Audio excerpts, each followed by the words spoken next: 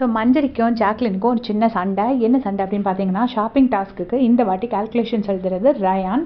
So rayon எழுதிட்டு இருக்கும்போது மஞ்சரியும் ஜாக்லினும் மஞ்சரியும் எல்லாம் பின்னாடி உட்காந்துருக்காங்க. ஜாக்லினும் தீபக்கும் தான் ஃப்ரண்ட்டில் உட்காந்து ஒரு ஒரு ஐட்டமாக சொல்லிட்டு இருக்காங்க. அப்போது ஜாக்லின் வந்து 3 கிலோ பீன்ஸ் சொல்லியிருக்காங்க போல இருக்கு. அது வேண்டான்னு சொல்லிட்டு மஞ்சரி அதுக்கு பதிலாக கொஞ்சத்தை பாதி கேரட்டும் பாதி பீன்ஸும் வாங்கலாங்கிற மாதிரி சொல்லியிருக்காங்க. ஆனால் ஜாக்லின் வந்து அதை கேட்கல. ஸோ 2 வாட்டி அமைதியாக இருங்கன்னு சொல்லியிருக்காங்க. கடைசி 3ஆவது வாட்டி கொஞ்சம் கத்தியிருக்காங்க போல இருக்கு. அதுக்கு அது முடிஞ்சிட்டு வந்து மஞ்சரி அதை எடுத்துகிட்டு வராங்க. கேரட் இருந்தால் தனியாக கேரட் போட்டு ஃப்ரைட் ரைஸ் பண்ண முடியும், கொண்டைக்கடலை பண்ணும்போது கேரட் போடலாம், அது அன்ஷிதா சொல்கிறாங்க. ஆனால் பீன்ஸ் இருந்ததுன்னா தனியாக நம்மளால் ரொம்ப பொரியல் பண்ணி சாப்பிட முடியாது, வெறும் பீன்ஸ் மட்டும் வச்சு ஃப்ரைட் ரைஸ் பண்ண முடியாது அப்படின்னு சொல்லி மஞ்சரி ஆர்கியூ பண்ணிட்டு இருக்காங்க. அப்போ வந்து ஜாக்லினும் கூட சேர்ந்து ஆர்கியூ பண்ணிட்டு இருக்காங்க. கடைசியில் மஞ்சரி என்ன சொல்கிறாங்கன்னா, பட் எதுவாக இருந்தாலும் நீ அப்படி கத்துறது தப்பு, அது நல்லா இல்லை பார்க்கறதுக்கு அப்படின்னு சொல்லிட்டு மஞ்சரி சொல்கிறாங்க. உடனே ஜாக்லின் சொல்கிறாங்க, அப்படி இல்லை மச்சான், அந்த இடத்துல நீ பேசுனது வந்து ரொம்ப டிஸ்ட்ராக்டிங்காக இருந்தது, ரொம்ப டிஸ்டர்பிங்காக இருந்துச்சு, அதனால தான் நான் அப்படி கத்துனேன் அப்படிங்கிற மாதிரி இவங்க சொல்கிறாங்க. அதுக்கப்புறம் ஜாக்லின், மஞ்சரி, முத்துக்குமரன் 3 பேரை தனியாக உட்காந்து சோஃபாவில் உட்காந்து பேசிகிட்டு இருக்காங்க. அப்போ வந்து எகெயின் இந்த டாபிக் வருது.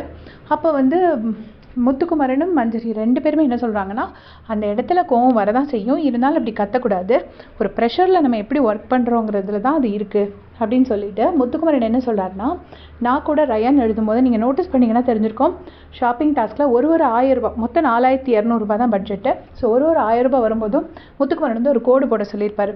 ஏன்னா ரயான் வந்து தனியாக கால்குலேஷனே போடாமல் போட்டுட்டு போயிட்டே இருக்காரு. ஸோ முத்துக்குமரன் வந்து ஒரு 1000த்துக்கும் ஒரு கோடு போட சொல்லியிருந்திருப்பார். ஸோ அதை நான் சொல்லும்போது ரயான் வந்து கடைசி முடிக்கும் போது தான் ரயான் வந்து இப்படி யோசிக்கிறான். உடனே என்னடா யோசிக்கிறேன்னு கேட்கும்போது, நீ எப்போவும் 20 செகண்ட்ஸ் எடுப்பேன் யோசிக்கிறதுக்கு, அதே மாதிரி தான் அப்படின்னு சொல்லி ரயான் என்கிட்ட சொல்கிறான். நான் வந்து எல்லா கால்குலேஷனும் முடிச்சுட்டு கடைசி 1000த்துக்கு தான் ஒன்றா கால்குலேஷன் பண்ணி எழுதுவேன், இவன் ஃபஸ்ட்லேருந்தே கால்குலேஷனே போடலை அப்படின்னு சொல்லிட்டு முத்துக்குமரன் ரயான் மேலே ஒரு கம்ப்ளைண்ட் வைக்கிறாரு. ஸோ அது அவனுக்கு டிஸ்டர்பிங்காக தான் இருந்திருக்கும். பட் சில விஷயங்களை சொல்லாமலும் இருக்க முடியாது அப்படின்னு இவங்க சைடில் உள்ள நியாயத்தை இவங்க சொல்கிறாங்க. சரி, நீங்கள் சொல்லுங்கள், அந்த மாதிரி ஷாப்பிங் டாஸ்க் அப்போ பண்ணும்போது பின்னாடி இருந்து ஒருத்தர் சொல்கிறது இரிட்டேஷனாக இருக்குமா, இல்லை முக்கியமான பாயிண்ட்ஸை சொல்லி தான் ஆகணும், ஏன்னா ஒரு பிக் பாஸ் ஹவுஸ்க்கே உள்ள சாப்பாடானனால சில பாயிண்ட்ஸ் சொல்லாமல் முடியாதுன்னு சொல்கிறது கரெக்டாக என்னங்கிறது மறக்காமல் கமெண்ட்ஸில் சொல்லுங்கள். Thanks for